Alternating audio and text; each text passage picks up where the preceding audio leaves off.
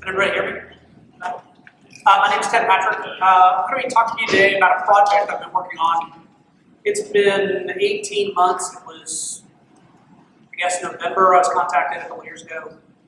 And basically, we've been working to take what is a third-generation Flex app and move it to web standards. The project has not been without speed bumps, hiccups, restarts, and the like. And I wanted to take you through that and show you both and what we had to achieve to get parity between the two projects and where we actually found ourselves filling in the gaps between the tooling that was needed, the lack of consistency, and also developing in a larger team environment. So first off, the project is a web-to-print configurator. Now, web-to-print configurators are fairly common in the Flex world, but in the JavaScript world, they're actually very rare, especially rich ones where direct editing is involved. We were basically taking an InDesign document, turning it into XML, rendering it into Flex, editing the surface, returning the XML to the server to turn it back into an InDesign document, and then that document would go to a Heidelberg press and you would get your green cards. That's the workflow that goes on behind the scenes of the app. So we were asked to take a Flex application that did this already and move it. Let me show you what the Flex app looks like. This is actually the Flex application. It is, as you can see, a greeting card. You can edit any of the text and the like. And this is our project. Oh, wonderful. I love it.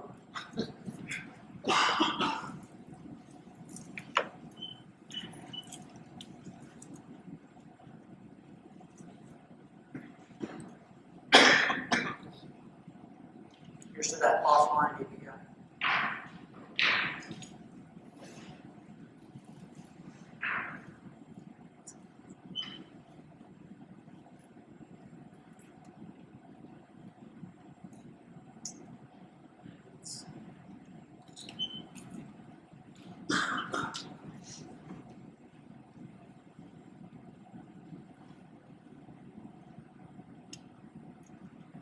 Well, this is a local document, but as you can see, this is actually Canvas. You can see the Canvas surface. That drop down is a DOM element surface above the Canvas object. All of this text on it's basically all of this is Canvas elements rendered to render character by character text in document. And just to make sure we're clear. Full zoom in, zoom out, full editability in terms of editing any document or editing any text field live.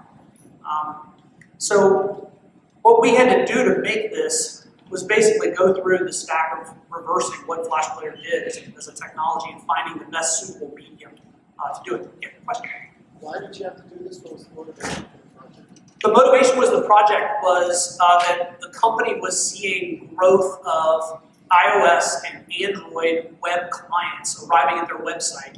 It was accruing about 2% in traffic growth per month from these clients, and all they could do is show them a little blue Lego. And that basically forced them into to the point of, because this is a web-based application and it has to be viewable, they had clients, aka Walmart, saying they would not renew if they didn't have a JavaScript solution, and they wanted feature parity.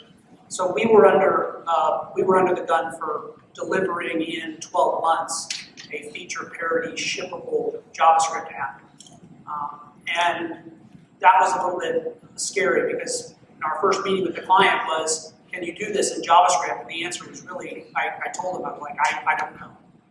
I have to be honest. I don't know the parts of the web stack that are consistent enough to provide this cross-browser. But let me walk you through that, because that's kind of the decision tree I want to show you. So that was the app. It was 18 months ago. Ted, could I interrupt you for a minute? You can interrupt anytime, and actually I prefer to have people ask questions as we go. I'd rather have this be more interactive. I mean, I think a lot of us probably remember you from the days of Adobe. Could we just do like a 1 minute of like your background? Yeah, so I started on Flash Player, Future Splash 2, predating Macromedia's acquisition of Flash. I've been on Flash for a really, really long time. I joined just after the merger of Adobe. I joined Adobe as an evangelist for Flex just after the merger and predating Flex 2's shipping. And I departed Adobe in 2009. It's either 2009 or 2010. Went to work for Barnes & Noble and built their app store for them. And then proceeded on to go to work for Sencha for a year until my daughter was born. And then with 2 young kids in the house, traveling 26 weeks of the year did not add up to, well, it added up to a destination that I didn't want to go to, but basically I decided to go back being a consultant. So I've been doing web stack consulting. I've been working on a startup, and this was my primary project that I got after departing Sencha. So I've been around a few blogs. The quick summary is you're the man when it comes to Flash Player out of all these here. You know, I knew Flash Player really well, and I knew the low-level APIs, and that's what the display list API was really something I loved. And Flex was a really great abstraction of that. I mean, it was great tech. It remains great tech. But I think the key is deployment for clients really matters. How many users can you get to run your app at the end? And if you can get everybody to run it, great. But in this client, they had a restriction, which was the growth of, well, this is the point, the growth of Android and iPad were crimping their future revenue stream. If they hadn't addressed the problem, it was looking like it was going to be a 40% revenue decline for their overall business, which was not cool. And so they had a must-move. It was kind of a must-move situation. So web standards, I wanted to kind of walk you through this. Our workflow was, it comes out of InDesign, goes to the web, it's edited, and then it goes back to InDesign. So we had to round trip an InDesign document.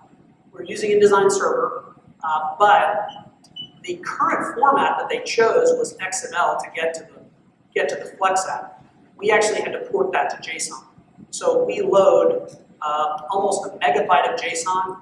We render it to an InDesign, multi-page InDesign document on the client in Canvas, and we round trip all of those edits backwards to the server and then recreate the InDesign document. Sorry, just to go back a little bit to where you were before.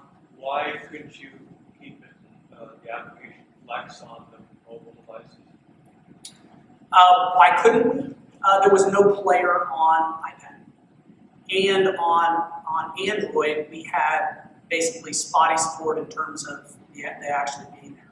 So by choosing web standards, it would actually work in those situations. And we're actually in the process of rebuilding mobile players to be, well, mobile runtimes to be much better to deploy apps for this project. So a much more optimized mobile experience, gesture support. So really, for Android and iOS, there was deep fragmentation with the ability for Flash Player to be there. I mean, most of the time when people arrive, Flash Player was not installed. And that detection was causing loss of business. Has the situation changed? No, the situation remains pretty much the same. For web, now if you're deploying native apps, that's great. You can take Flex applications in Air and deploy them to native apps. That's fine. But this was a web-based app. It had to run in the browser. And that was the use case that was driving the shift. It was really, this is a web-based company. They need web access to these apps. So one of the puzzlers was 80% of the app was graphical. The majority of that canvas that I showed you is where all of the magic happens. So all of the graphical controls, drag and drop, support images, layered text, any kind of path-based text, all of that had to occur on the canvas. And we reviewed both SVG and Canvas to see whether or not we could go to either one of those. One of the problems we found was SVG is technically inconsistent across platform. There are fragmented elements where SVG does not render correctly. Even in modern Firefox, paths get missed, and the like. And that was rather unacceptable, but worse is that because you're handing vector graphics and vector instructions to an engine that is inconsistent, there's no way to mitigate the problem. You have to know what the inconsistencies are cross-platform before you deploy to it. Canvas, on the other hand, is wildly consistent because it's so simple. It is just a dumb bitmap render. And it's very consistent across all browsers. We have yet to find any deviation, or any deviation that we can't work around. Where if we're drawing a circle, the circle looks the same no matter where you go, no matter what you go. And also there are APIs that we leveraged that kind of play to the strength of our team, because understand our team was a Flex team. They were ex-Flex developers, all of them. And they knew the drawing API, they also knew the display list API. Putting them in that environment, with the choice of compilers and language, we ended up getting a benefit that was really great. And then we also had to get feature parity. This was like, really? Like, you want us to do all of this and absolutely every feature has to be covered. So we took a subset and we actually went through a discovery phase of the project. And our discovery phase of the project, which I kind of mentioned before, was 90% of our problem was laying out text and laying out images and SVG objects. In our discovery, what we found out is that we could actually simplify the problem by converting the SVG to double resolution images. So it removes any vector processing on the client. So now we just have bitmaps and text. And if you're just dealing with bitmaps and text, Canvas is brutally fast for that. SVG, not as much, we'll support it, but there's a ceiling that SVG imposes. As soon as you have too many objects, the whole entire browser begins to fall down. And that just was unacceptable. The other issue was code quality amongst the team. Now, in ActionScript, I compile and it tells me the errors before I run the app. In JavaScript, I type code and I run the app and it blows up. And that was unacceptable on an even small team. We had a 6-person team, and in the process of doing that, if one person could overwrite an API and then another person could overwrite it, we would be going back and forth, and we would spend so much time in testing, it could have the potential to destroy the project. So what we decided was we were either going to need some type of validation before we tested. And there was some fortuitous releases and the like about that time. And I'll talk you through kind of the languages we chose, compiling ones. And then we wanted to orient the libraries that we were choosing towards the fact that our team was ex-Flex. They knew Flex well, and the paradigms that came from that, we wanted to play into them. So our discovery was pretty interesting, and I actually have, so this is our discovery from our repo. But these are all individual cases where an individual developer would spike test how we would actually do something. And we tried everything under the sun. We converted SVG to Canvas. We glued Bootstrap with Canvas objects. We tried to get text, web fonts. How do web fonts render under Canvas objects? Can we have font control? Can we get the type of fidelity? Can we get how many display objects can we actually have before things blow up? I'll show you some of these because they're kind of hysterical. Looking back, they're hysterical. So like, here's a Canvas text object placed on Canvas and positioned by character, kind of drag and drop text. Paneling, this was early when we were looking at using Bootstrap for our UI framework. We did actual work in trying to convert HTML to Canvas, which was a hysterical failure. We recently have undergone basically kerning support because Canvas text doesn't support kerning. Browser text, DOM text supports kerning. It reads the kerning files and positions characters based on the kerning information in the font. On Canvas, that doesn't happen. So we had to extract the kerning from the SVG fonts, make it a data file, load it, and then do text by text character layout. It was a complete pain in the ass. No offense, but it really was. And then, orientation, like how do you actually, can you actually tell how big the window is and dynamically re-render, or position elements, top corners? Like how could we do dynamic layout in this model? And how can we do it rapidly? Okay. Yeah, And one of this short that so it's that's Canvas. That's Canvas. And then this was the one that actually sold the client. And it was a crazy collection of images and text using the EaselJS drawing or display list API. So this is all Canvas, and if you think about it, it's a display list, and we have added children in, images, text, other objects, and then we've made them drag and drop. You can actually move them around. The API for this, everyone in this room knows. You already know it. It actually is exactly the same as the low-level Flash API. And so we had this team of developers that knew that, and we were able to get this kind of fidelity and quality out of the fonts. Understand my fonts.com fonts account has expired, so what looks like Mocha and where you are not showing in the correct web font, plus the loading of those web fonts over this internet connection are, well, I'll say, sparse. But in general, we went through this kind of discovery phase of going through. You have to do your own kerning. You're not using the composition engine that's in design at all. You wrote your own basically. We wrote our own. Okay. I mean, kerning is just XY Right. per 1,000 point. I mean, it's basically character point positioning. And because Canvas had the fidelity to position those, we actually were able to, we're actually doing text on a path now. That's my current project. You're calculating the position and rotation of every character? Yeah, and InDesign hands us an SVG path, and we have to take that SVG path and lay out characters based on 2 braces and 5 midpoint.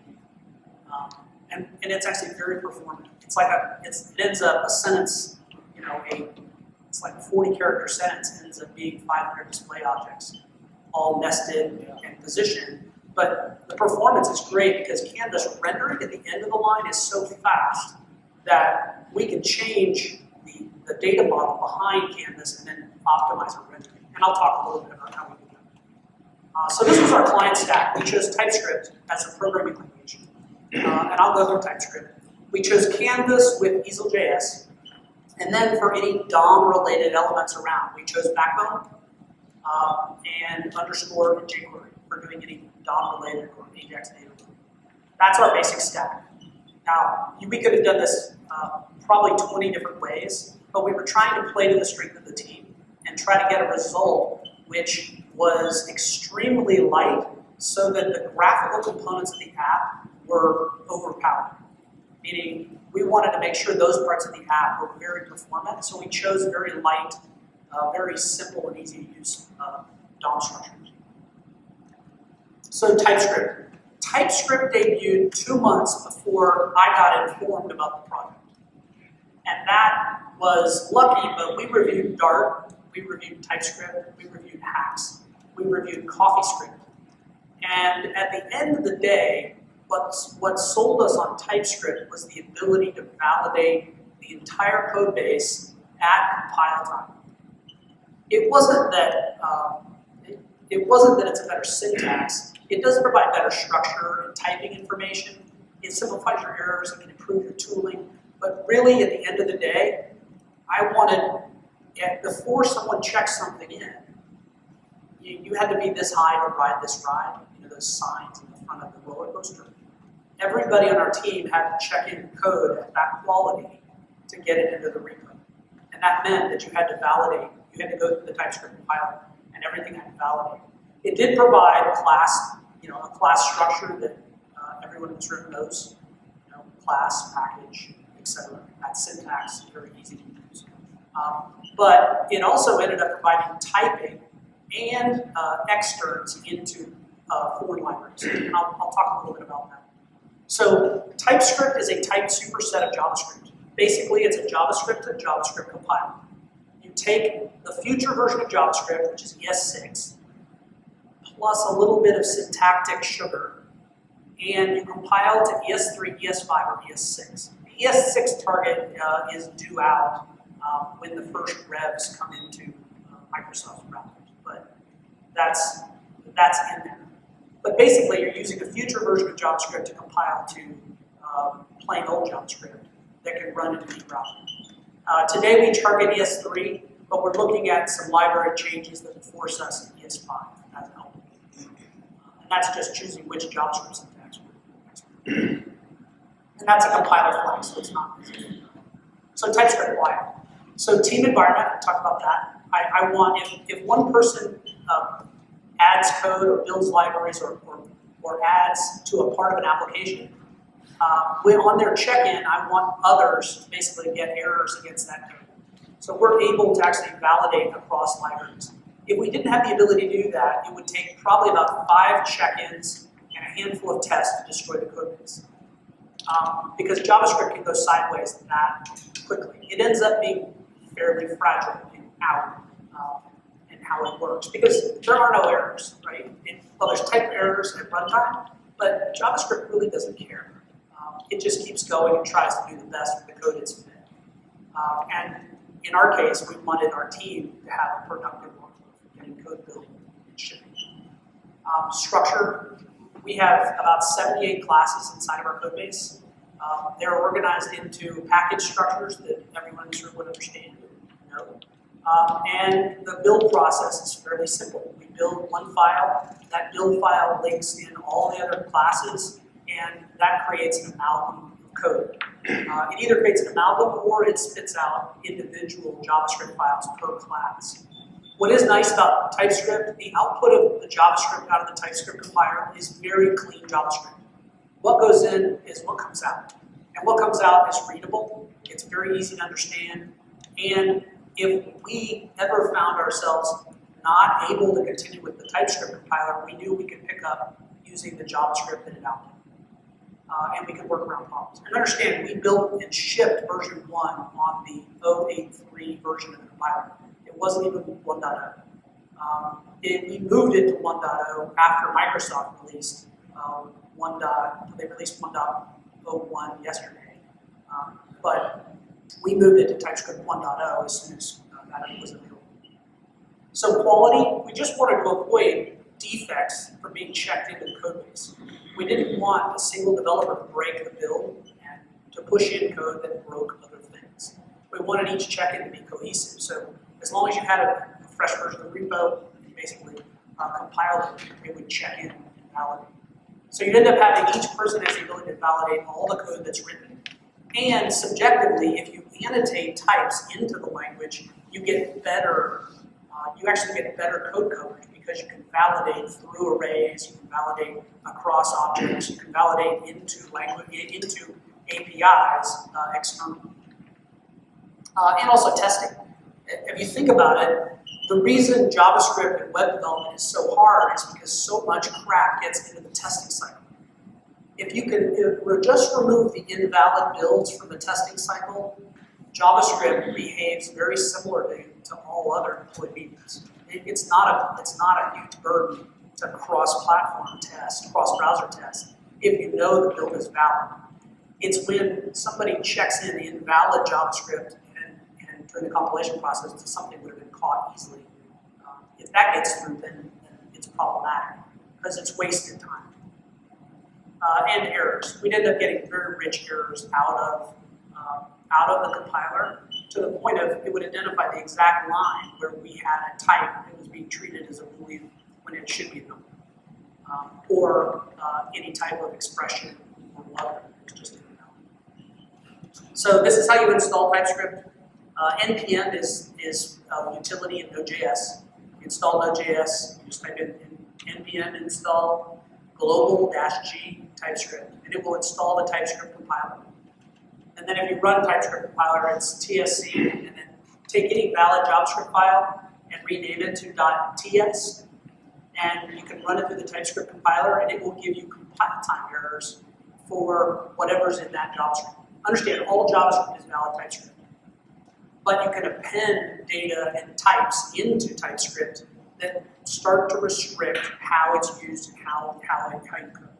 So again, the compiler is it's a bit of fiction.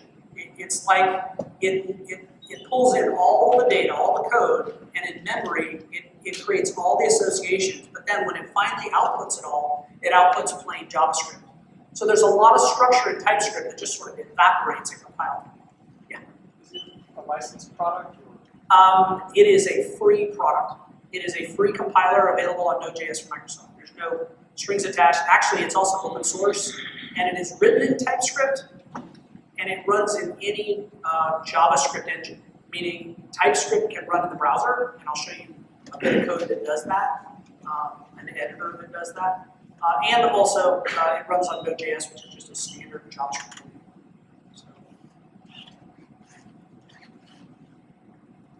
So references, these paths end up pulling in foreign libraries. So it gives the compiler information as to, hey, this library exists, pull it in and use it.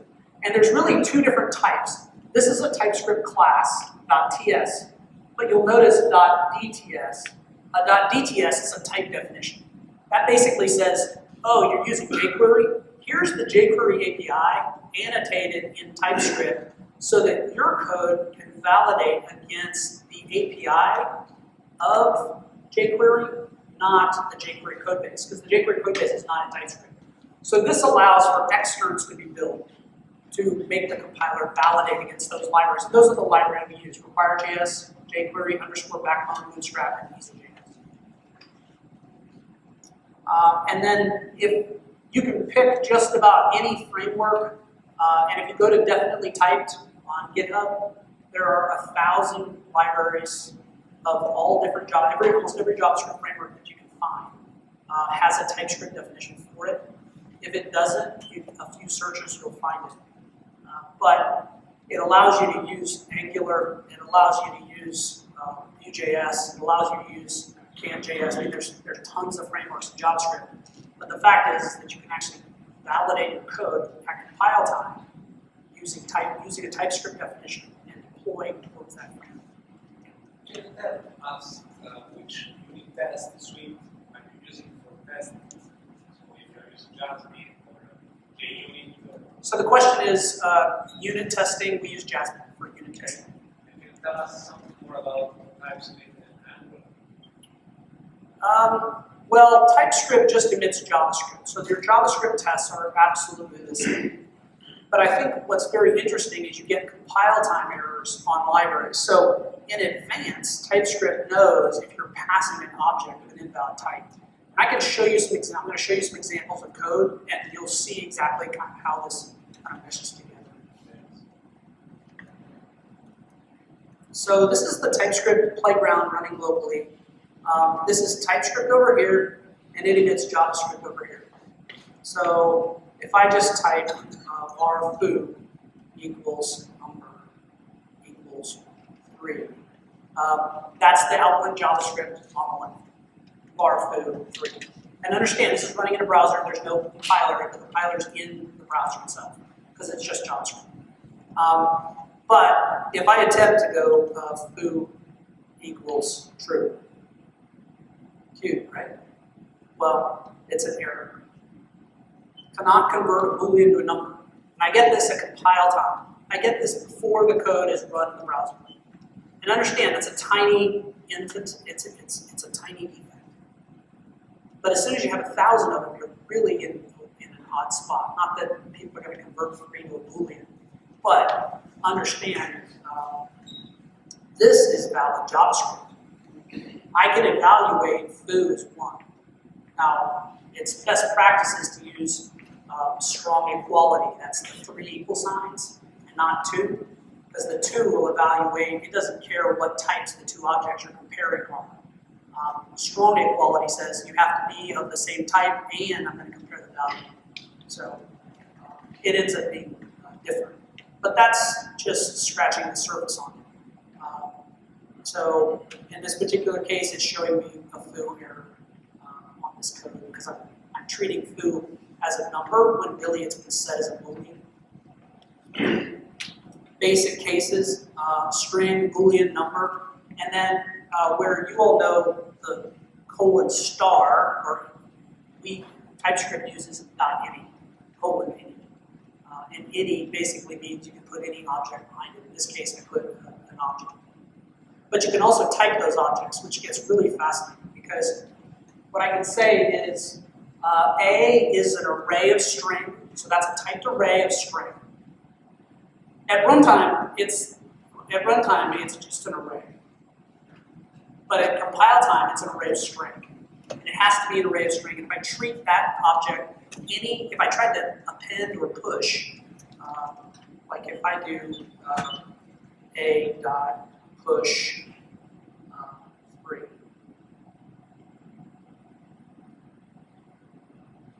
Supply parameters do not match signature. You cannot push a type number into a type string. Basically, you can't overload it. So you get an error when you attempt to push something invalid into something that is typed.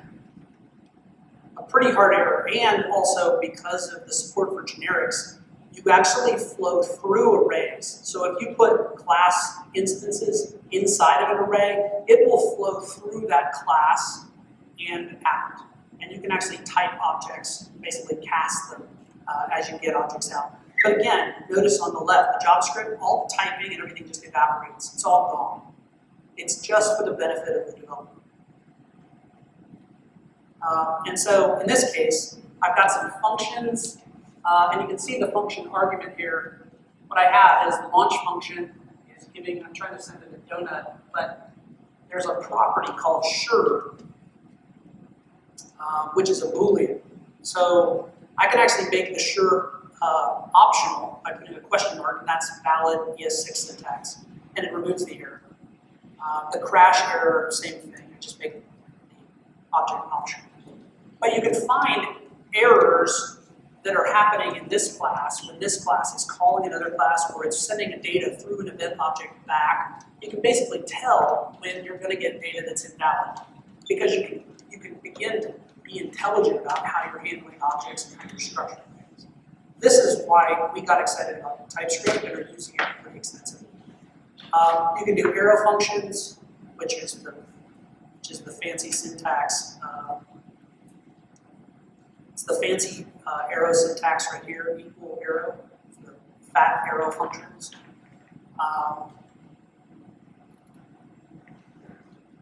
You have ambient declarations. Notice how small that amount of code is over there. It's just this. Everything else is just declaring what the objects, what the interface to the jQuery object is. It's just saying that this thing has this API and it has to be observed. And so if I come down here and do a set, set doesn't occur in jQuery static. You're wrong. So it gives you the ability to restrict API usage, and you get errors before you test, which enums, we didn't use them because they had some bugs in them, but the bugs are gone now. But it emits this really bizarre object format. But it actually is pretty intelligent. So you can actually use enum, t-shirt size, large, and the like for constants, colors, and other things. Pretty handy.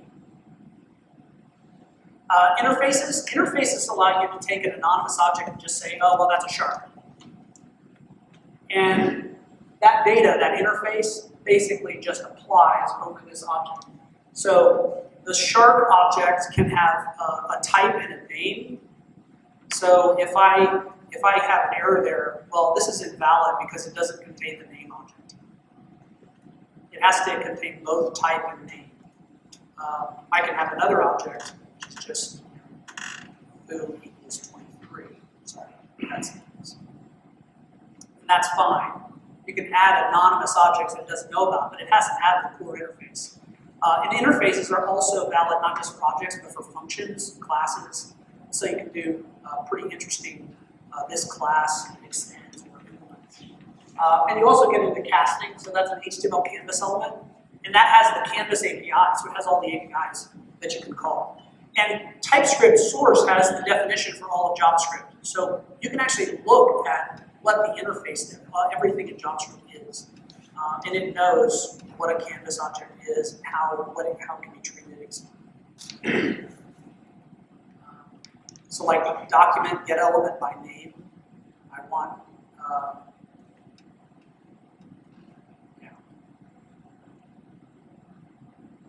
So we get into classes. It has full class support and subclassing. So class animal, they have a constructor, they have methods. You've seen this syntax before. It's pretty straightforward. Extends. I mean, this is like AS3 101. You pretty much can look at AS3 code and know what TypeScript is and what it's doing. Interfaces, so apply an interface to a class, bitmap implements, and this is missing a function, which returns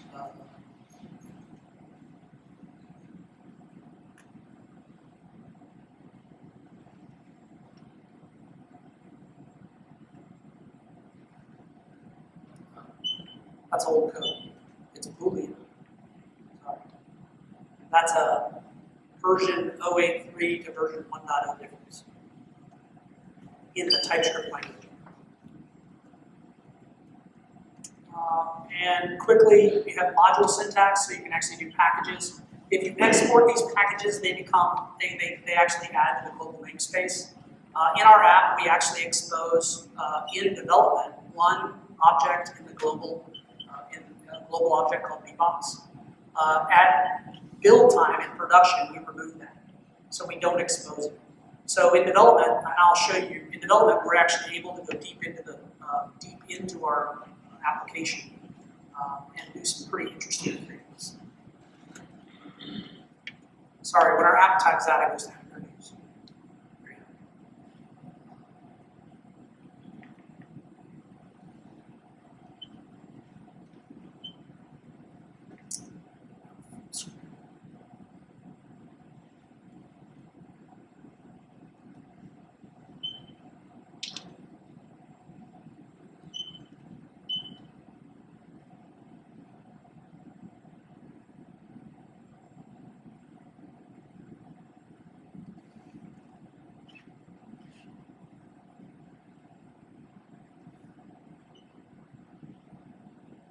I had two local web servers running here. Let's get back in, because I think we've covered TypeScript. So EaselJS, if you think about Flash and the low-level player, it's a displayless API for Canvas.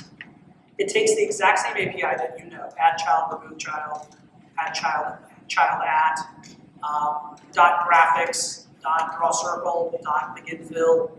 All of those are there. If you want a bitmap, you just apply a URL, it takes an image object, creates a URL. There are some eccentricities about it, but it meshes really well because it's class-based, it's prototype class-based. It meshes really well with TypeScript. And the combination of the two creates what I feel like is modern Flash, in that you get this really great graphical environment and surface to render things, but you also get an API that you have really good. The output ends up being very, very fast graphics. And what's different about Flash is you have really fine-grained rendering control. And I found this part really interesting because you have the ability to call render, and it will render a frame. In Flash, rendering is implied. It's implicit. It happens on a frame cycle. You set the frame cycle. You can adjust the frame cycle at runtime. But it's implied that you're going to render every frame. And obviously there's caching to ignore spots on the screen, but in Canvas you have raw control to not have a frame rate. We found this to be really, really interesting, and we used it to do something I think is quite a bit different. We got performance we couldn't have gotten elsewhere. And again, as an API, you already know. So let me show you what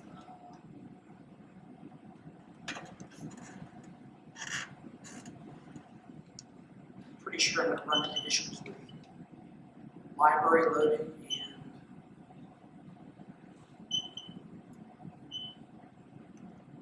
love it when demos go bad because of internet access. But let me walk you through the code regardless. So I have a script tag in the head of the document. I'm going to load EaselJS. And then I have a single canvas object called C1. That's all that's in the HTML. There's just two objects. And then in JavaScript, what I have is I do document get element by ID. So I grab the C1 object, which is a canvas element. I call that my canvas. I call create.js calls .stage, and I pass it the canvas object, and I get the stage object. I set the stage to double resolution.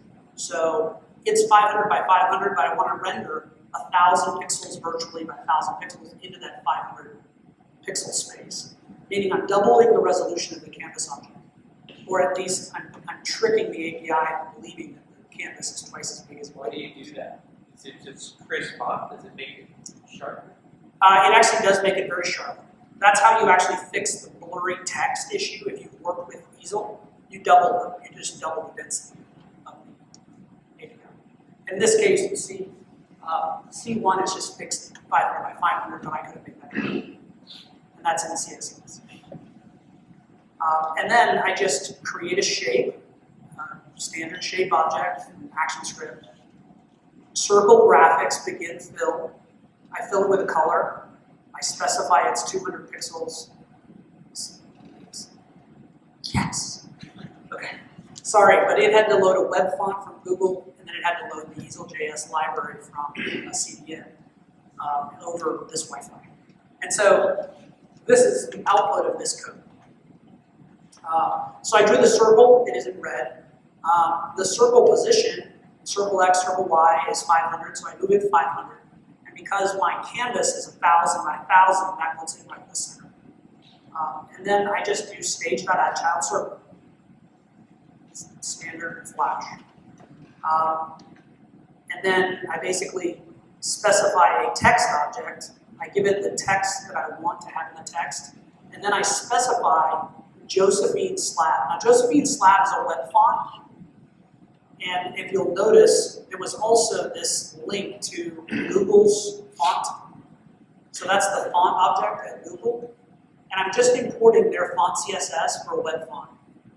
And that font is being picked up within in Canvas and rendering. And you can do fallbacks, and you can do detection whether fonts exist. There's a whole bunch of tricks we had to do to sort of figure out loading and loading dependencies. But it's doable. So I text align center, position the text, add the text as a child, and then I call update. Now the thing is that this isn't on a frame cycle. I call the frame to be rendered right here. One frame, render it out. And because I can do that, I can create a loop where I can do I can basically get timer, or I can get basically a frame out of the browser, and it'll give me a timing frame when I can render. And so you can render all the time, but what we chose to do is we chose to make a programmatic render so that our different components are going to be rendering all the time, but only when they're interacted with. So a component will be interacted with, it will call a set of drawing calls, and then to close, it will say render. 60 milliseconds or 60 frames per second later, it will actually call the render. So it will be deferred. Basically, it puts a slight delay, so if other objects decide to write to Canvas and call render, they all get batched up. And that ends up being a really powerful trick. And it gets around some of the frame trickery that you had to do for call later or do later in frame loops. In Flash, we actually were able to just keep calling render, and you know whatever doesn't get rendered in that call will be deferred to the next 60 milliseconds. So it ends up being, timing-wise, a very efficient way, because if you stop interacting with the canvas, it's an image, it's a bitmap. There's no performance. Performance goes to 0 after you have stopped interacting with the app. And on iPad, it made an infinite amount of difference. I've got a 5-minute one.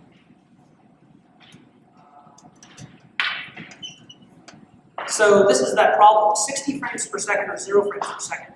We did both. We rendered when we needed to on demand at 60 frames per second, but then it idled to 0 instantly because you didn't call render. And it sits idle until you interact with the canvas. So it's what we refer to as a very lazy render. It's like, hey, I need a render call. So it gets up, goes over, presses the render button, and it renders. But if there's rendering that happens before the actual rendering call, it actually will render those in that frame cycle, or it will trigger another delay for it to catch the next frame cycle if it misses. It actually ended up being one of the best features of what we did, because we got almost double or triple the performance out of the app. Because the majority of the time, the framework is just sitting there grinding away at the machine, grinding away. But what if you could just stop it and have no loop? That's what we ended up doing. So we render on interaction, 60 frames per second delay, let's call it, and basically interaction triggers a render. It's a very powerful model if you can do it. And it allows us to tune things on mobile. See, we can actually make that delay, we can elongate the delay if you're on Android, or shorten it if you're on iOS, or shorten it if you're on desktop. And we actually found if we added those delays in on mobile, mobile performed very, very well. It was a little bit glitchy at times when we were doing a lot of interaction, but the glitches were so small that the user ended up not being able to see them. But it wouldn't make the tablet perform to the point where it would shut down the browser. And understand we got to that. We were dealing with that ceiling based on the complexity. So easel and TypeScript, there's a really high quality definition for it. It basically gives you a very primitive way to write graphical apps on an API that you already know in a language that you pretty much know and deploy them anywhere. So it's a very clean way to get inheritance is seamless, and it really is exactly like Flash. Yeah, question. When you have your definitions defined, do you get in your editor? Is there an editor that supports like autocomplete and such? Yeah, if you import a definition, any editor will actually give you that. So let me actually show you. And I'll hop through this and then I'll show you. So we're actually able to do package movements. These are the other libraries we ended up using for DOM templating, for events, and for Ajax data loading, and for views. And let me show you some of that code.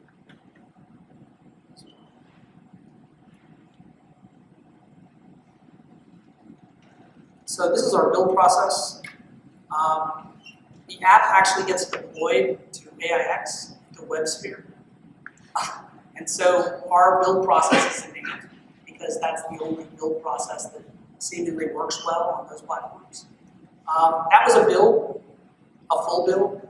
And what it does is it ends up cleaning the directory, prepping all of the assets, putting the templates into our classes, compiling all the CSS with less, packaging all our libs, compiling all the TypeScripts. 6 seconds is our build. Let me show you the actual class structure.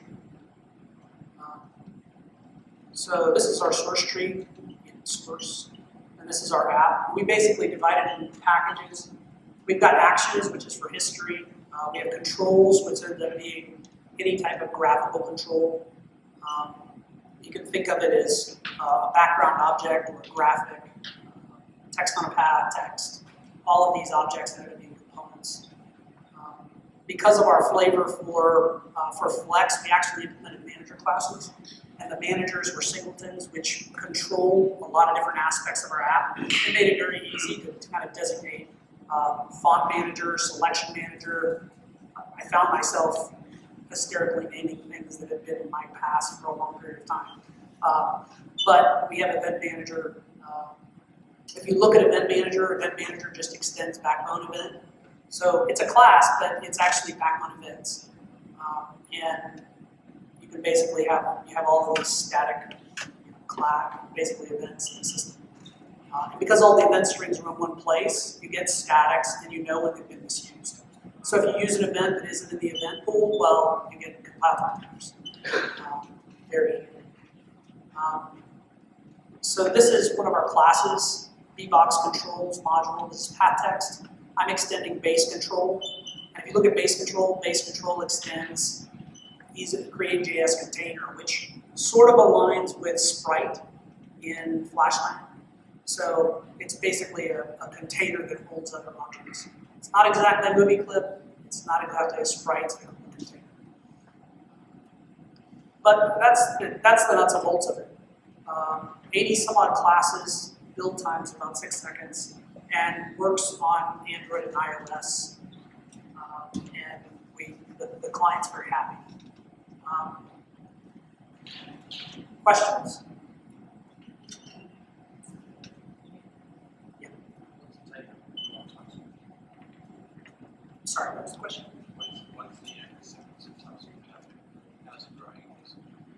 The question is, how is TypeScript growing?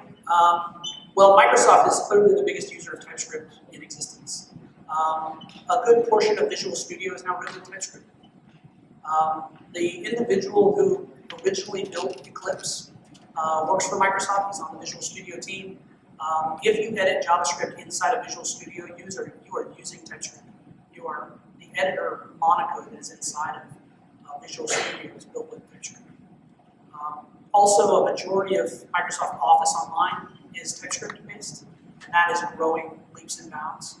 A lot of projects are using it because they don't have to report that they're using it, and not only that, but the output is obfuscated in terms of as soon as you run JavaScript through Uglify or something like that, you can't tell where the JavaScript came from. So you can't identify who's using it. But we've been using it, we've been public about using it, and we love it on our team.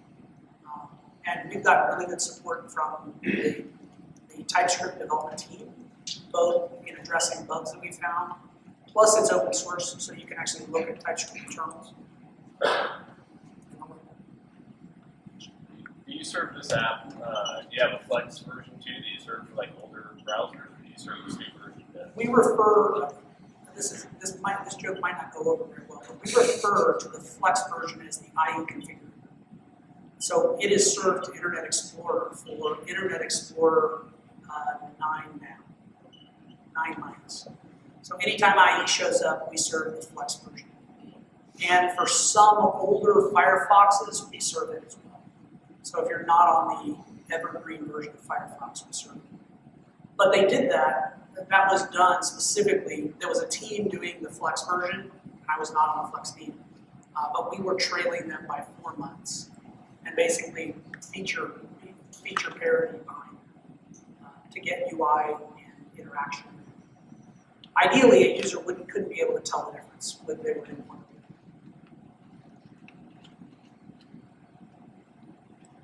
When Script 6 is out, will you be able to run TypeScript without compiling? So the question is, can you run TypeScript when ECMAScript? Can you run TypeScript directly when ECMAScript 6 comes out? The answer is you can't, because typing information is not. There's a faction of the ECMA committee that is very against putting any type of typing information inside of a language. So that is kind of where I refer to ES6 plus. It ends up being a superset of JavaScript, which compiles down to standard JavaScript. So no, you couldn't, but you could take the output of it and do that. And I'd imagine, well, not only imagine, I've been told directly that an ES6 output, when the standard is set, it will emit ES6 directly.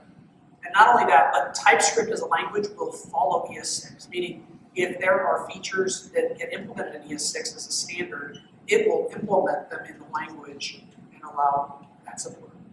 And to understand where that team is coming from, the individual who wrote the Chakra VM and Anders Heilsberg are driving this project.